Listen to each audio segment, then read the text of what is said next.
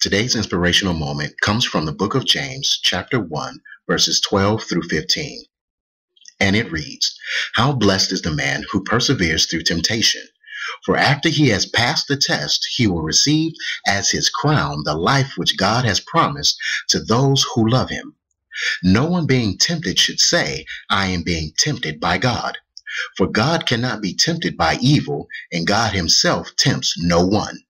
Rather, each person is being tempted whenever he is being dragged off and enticed by the bait of his own desire. Then, having conceived, the desire gives birth to sin, and when sin is fully grown, it gives birth to death."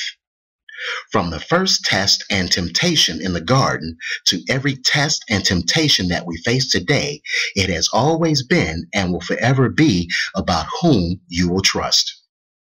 The first test of trust was the choice between following and obeying God, thereby choosing the tree of life, or the temptation presented by the adversary to disobey God by eating from the tree of the knowledge of good and evil.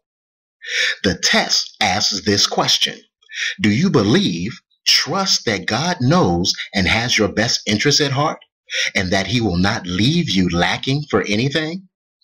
The temptation says to you and tries to convince you that you are missing out on something, and that what you have already been given is not enough, that you need or have to have more, that you cannot do without, that you will be better off if you only had. Or it can also try and convince you of what you do not need. As simplistic as this may sound, the life or death that we have or experience is based on the foundation of the choices that we make. And here's the kicker that we often refuse to face. And that kicker is found in verse 14. It says, "Each person is being tempted, dragged off, and enticed by the bait of his own desire."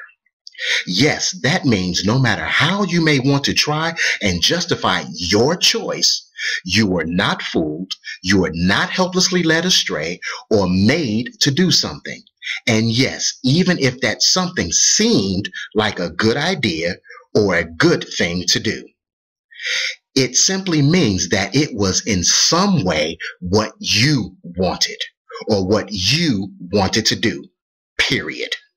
So nobody, saved or unsaved, can say, "The devil made me do it." If he did, then that is called demonic possession. And even then, he had to be invited in. So in some shape or form, it was your desire that motivated your choice or action. Yes, your desire dragged you off. Your desire enticed you. Your desire was the bait. Please understand that desire in and of itself is neither all good nor all bad, but it is always, always a motivator to our choices and actions. So the bottom line is this: it's your choice. This has been your inspirational moment with Elder Grayson-Denmark of Oasis of Hope. May you be abundantly blessed.